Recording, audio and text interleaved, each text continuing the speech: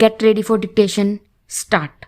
Export competitiveness, however, is only a function of the competitiveness of the entire economy. The poor state of our infrastructure is reducing our export competitiveness. The government has given the highest priority to the development of our infrastructure. Our various initiatives in this regard will start bearing fruit very soon. We have taken decisive action to speed up clearances for power projects and to expand and upgrade our airports and ports. The task force on infrastructure has formulated an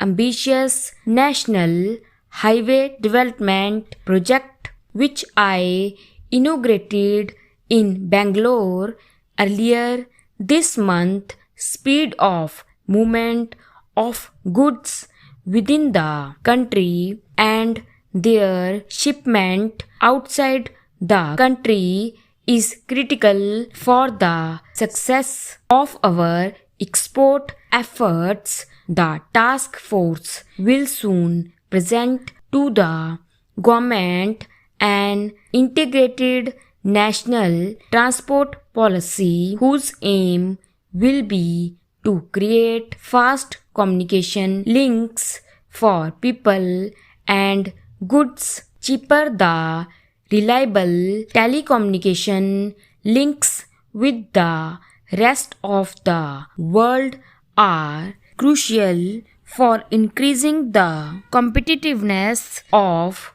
Indian exports.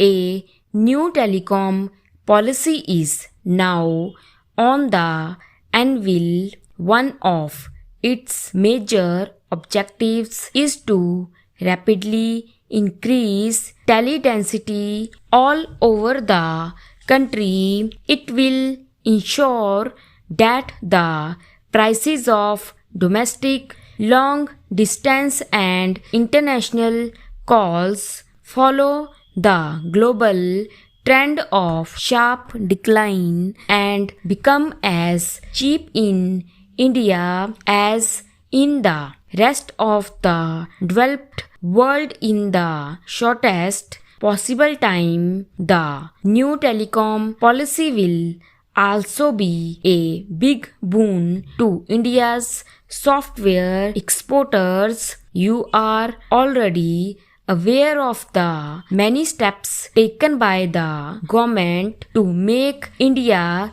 a superpower in information technology. We have received an excellent response from the industry in this regard.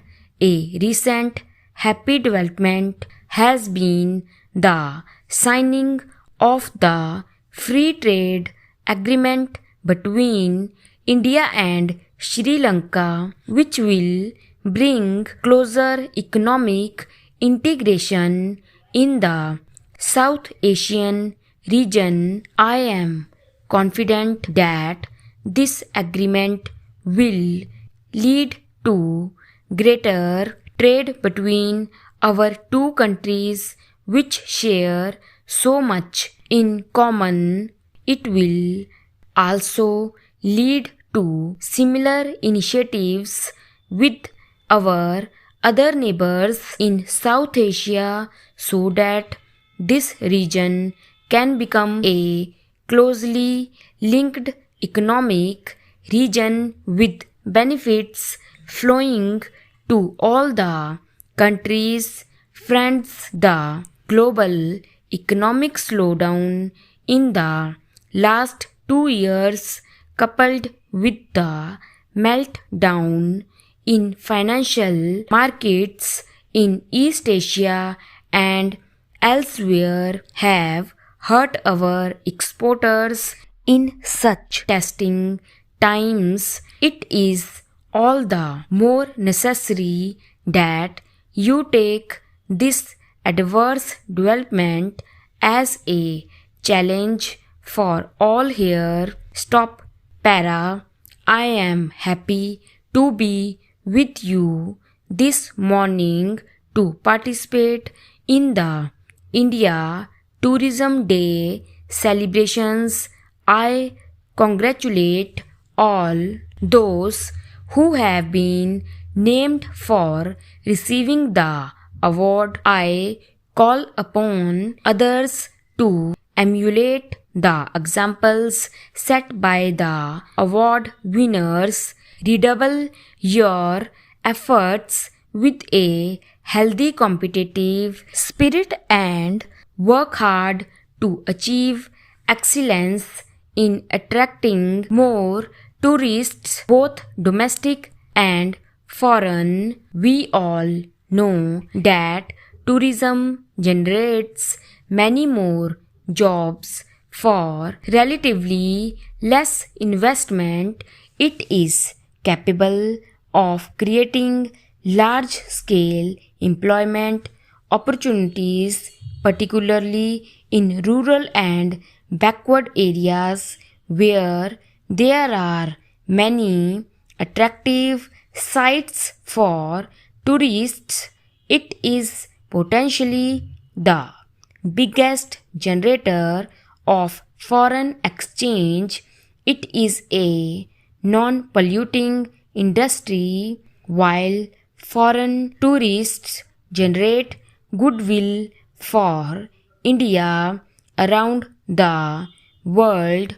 Domestic tourism is a powerful contributor to the cause of national integration. The government has therefore accorded high priority for the development of this sector through appropriate policies and programs. Tourism has often been misunderstood as an elitist activity without realizing its economic, social, and civilization significance. Travel from one place to another for the purposes of pilgrimage, pleasure, experience, education, and business is not the exclusive privilege of any class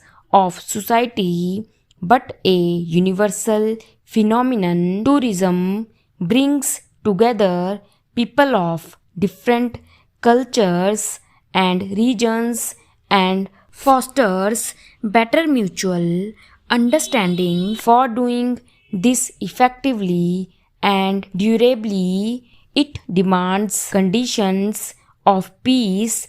It is therefore rightly said that tourism is the greatest peace movement in the world. Therefore, I commend all of you working to promote tourism in India for also promoting the larger goal of peace and harmony around the world. Stop para. Friends, on a day like this, it is natural for us to celebrate what India has achieved in the field of tourism, but it is equally necessary to focus our attention on the gap between our achievement and our own targets, and also the gap between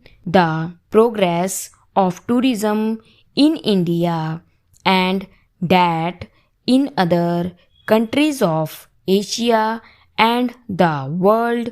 If there is any destination in the world which offers the widest choice of tourists, it is India. Nature tourism, culture tourism, exotic tourism, adventure tourism, and spiritual tourism. We have everything in India to cater to the diverse preferences of domestic and international tourists, yet our target of 5 million foreign tourists have not been achieved, whereas even smaller countries are getting tens of millions of tourists. Why is this happening?